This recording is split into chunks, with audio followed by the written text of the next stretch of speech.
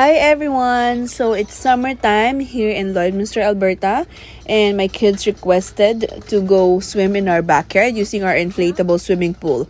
But unfortunately, I don't know, I can't really find our electric air pump. So now, when I search in YouTube or in Google, I found out we can use our hair dryer or our hair blower. So now I'm trying to use it because I'm very desperate to blow this inflatable swimming pool.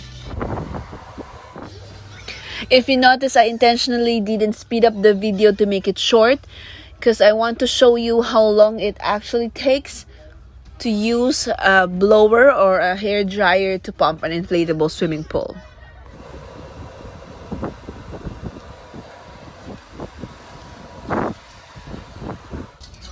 We bought our inflatable swimming pool a couple years ago from Walmart. I think it's less than $50. And it is a 3-tier design. So you have 3 air nozzle to fill in. That's why I started from the bottom and then the second and third layer.